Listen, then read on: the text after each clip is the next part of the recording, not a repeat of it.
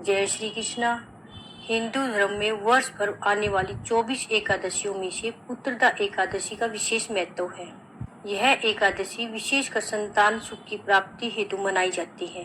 पुत्रदा का अर्थ ही होता है पुत्र प्रदान करने वाली। इस व्रत का पालन करने से निसंतान दंपतियों को संतान की प्राप्ति का आशीर्वाद मिलता है और संतान वालों को संतान की दीर्घ आयु और सुखद जीवन का वरदान प्राप्त होता है। पुत्रदा एकादशी 2 बार आती है, श्रावण मास की शुक्ल पक्ष की एकादशी और पौष मास की शुक्ल पक्ष की एकादशी। दोनों ही व्रत अत्यंत पुण्यदायी मानी गई है। बहुत प्राचीन काल की बात है। महिष्मती नगरी के राजा सुकेतुमान राज्य करते। वह धर्मात्मा, न्यायप्रिय, प्रजा की सेवा में सदा तत्पर रहने वाले राजा थे। राज्य में अन्न धन की कोई कमी न थी। चारों ओर सुख और शांति का वातावरण था। परंतु राजा और रानी एक बहुत बड़ी चिंता में डूबे रहते थे। उनके कोई संतान नहीं थी। राजमहल की हर खुशी अधूरी लगती थी। उन्होंने यज्ञ, पूजा, ब्राह्मण सेवा, तीर्थ, व्रत, उपवास, हर उपाय किए, लेकिन संतान नहीं हुई। राजा दिन रात इसी चिंता में रहते और सोचते, मेरे बाद मेरे राज्य का उत्तराधिकारी कौन होगा? बिना पुत्र के जीवन व्यर्थ है। राजा का हृदय व्यथित हो गया। उन्होंने सोचा, अब इस जीवन का कोई अर्थ नहीं बचा। वन में जाकर भगवान से प्रार्थना करूंगा और वही अपने प्राण त्याग दूंगा। एक दिन राजा अकेले वन की ओर चल पड़े। चलते चलते वह हेमकूट पर्वत पर पहुंचे। वहां उन्होंने बहुत से तपस्वी ऋषियों को देखा जो जल, वायु और फल आहार से अपनी तपस्या कर रहे थे। वे शुद्ध वेदों का पाठ कर रहे थे और यज्ञों में लगे हुए थे।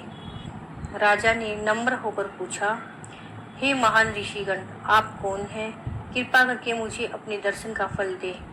मैं अत्यंत दुखी हूँ, कृपा करके मेरी सहायता करें। ऋषियों ने कहा, हे राजन, हम विश्व देव हैं। श्रावण मास के शुक्ल पक्ष की पुत्रदा एकादशी के दिन यहाँ एकत्र होकर भगवान विष्णु की पूजा करते हैं। बताओ तुम क्यों दुखी हो? राजा ने विनम्र भाव से अपनी व्यथा सुनाई। हे मुनिवरों, मैं महिष्मती का राजा सुकेतुमान हूँ। मेरी कोई संतान नहीं है। मैंने हर उपाय किया, किंतु अब तक पुत्र प्राप्त नहीं हुआ। जीवन अधूरा और निष्फल लग रहा है। कृपा करके मुझे कोई मार्ग बताइए। तब मुनियों ने कहा, हे राजन, आज जो तिथि है वह अत्यंत पुण्यदायिनी पुत्रदा एकादशी है। यदि तुम श्रद्धा और नियम पूर्वक इस व्रत का पालन करते हो और रात्रि में जागकर भगवान विष्णु का नाम स्मरण करते हो तो निश्चित ही तुम्हें उत्तम संतान की प्राप्ति होगी। राजा ने उसी दिन विधि पूर्वक एकादशी का व्रत किया, रात्रि में जागरण किया, भगवान विष्णु के 10 अवतारों का कीर्तन किया, ओम नमो भगवते वासुदेवाय मंत्र का जाप किया और अगली सुबह द्वादशी तिथि पर व्रत का समापन कर ब्राह्मणों को भोजन और दान दिया। ऋषिगणों ने उन्हें आशीर्वाद दिया, हे राजन, तुम्हें शीघ्र ही उत्तम गुणों से युक्त तेजस्वी पुत्र की प्राप्ति होगी जो धर्म और न्याय के पथ पर चलेगा। राजा ऋषियों को प्रणाम कर प्रसन्न मन से महिष्मती लौटे। कुछ समय पश्चात रानी के गर्भ से एक तेजस्वी पुत्र का जन्म हुआ। उस दिन पूरे राज्य में उत्सव मनाया गया। राजा ने ऋषियों के वचन को सत्य होते देखा और पुत्र का नाम रखा रतन पर्व। राजकुमार बड़ा होकर एक विद्वान, वीर और प्रजा हितैषी राजा बना। राजा सुकेतुमान ने पुत्र की प्राप्ति के उपलक्ष्य में पुत्रदा एकादशी को राज्य भर में महोत्सव के रूप में मनाने का आदेश दिया। तब से यह व्रत विशेष रूप से प्रचलित हो गया।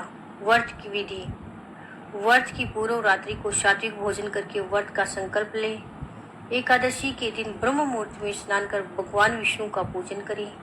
व्रत का पालन करें। अन्न न खाए, फलाहार कर सकते हैं। रात्रि जागरण कर श्री विष्णु सहस्त्र नाम, गीता, हरि नाम संकीर्तन करें। द्वादशी को स्नान कर ब्राह्मण भोजन, वस्त्र, दक्षिणा दे और व्रत पालन करें। पुत्रदा एकादशी व्रत का फल: व्यक्ति को संतान सुख प्राप्त होता है। संतान को दीर्घ आयु, यश और सुख मिलता है। संतानहीन दंपति को पुत्र रत्न का वरदान प्राप्त होता है। यह व्रत करने से पितृ ऋण से मुक्ति मिलती है। यह व्रत पापों का नाश करके आत्मा को पवित्र करता है। पुत्रदा एकादशी केवल पुत्र प्राप्ति का ही व्रत नहीं है, यह उस आस्था, श्रद्धा और संयम का प्रतीक है जिसमें व्यक्ति अपने जीवन को शुद्ध करता है। यह व्रत हमें बताता है कि धैर्य, भक्ति और सत्कर्मों से हर असंभव को संभव किया जा सकता है। जय श्री कृष्ण।